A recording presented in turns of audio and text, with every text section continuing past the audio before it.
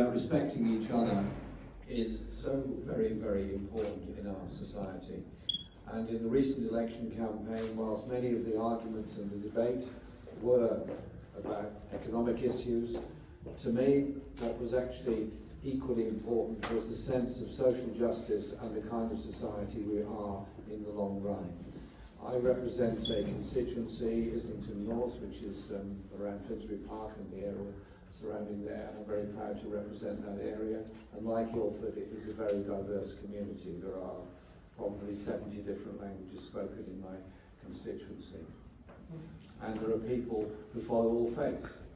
There are people who are Hindu, people who are Muslim, people who are Christian, people who are Jewish, people who follow different denominations of Christianity, as well as Buddhists. And it's important that we recognise, as does the Holy Quran, that we have to recognise the values that are there in each faith and each religion and respect it, because there are actually many, many derivatives that are exactly the same through all the Abrahamic faiths, which we were talking about earlier.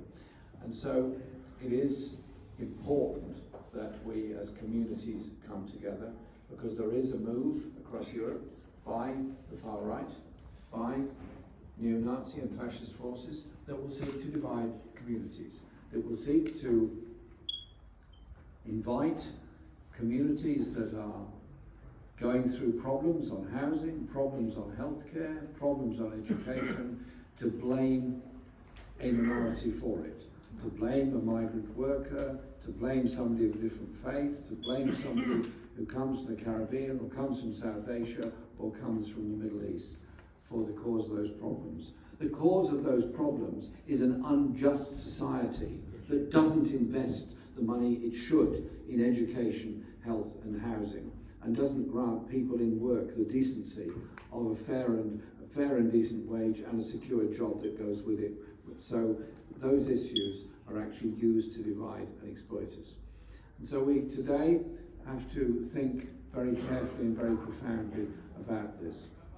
If somebody daubs a slogan on a mosque anywhere in this country, they're in effect daubing a slogan against all of us and all that we believe in exactly the same way, if somebody attacks a synagogue or a church, it is an attack on all of us. We've got to approach this on the sense and spirit of unity.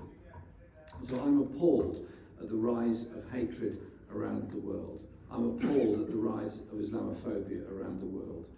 And my heart bleeds for all those people that died yesterday in India because of disputes that have gone on, because of oppression of people and their beliefs.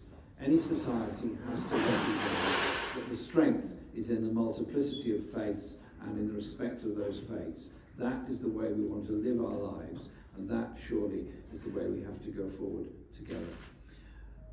We fought the election on the issues of many things: environment, social justice, and obviously I'm personally very sad at the result, and I take responsibility for leading the party which unfortunately didn't succeed in winning an election.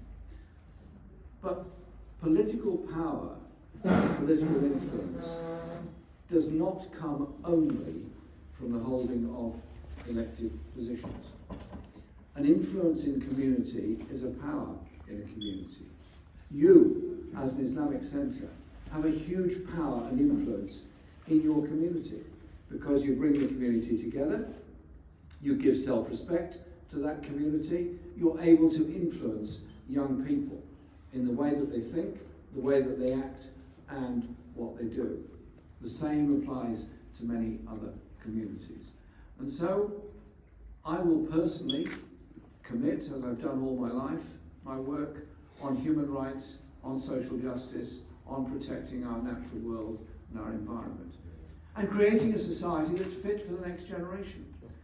Because I'm absolutely fed up with talking to young people who do well in school, do everything they can in school, want to go on to get training, get an apprenticeship or go to university, and then find at the end of it they're £50,000 or £60,000 in debt and can't get a job at the end of it.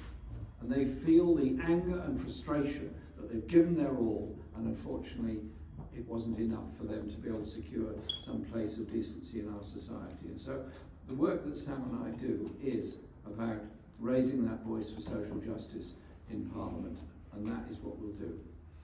But it's also about the kind of world in which we want to live. Do we support each other in times of crisis or not?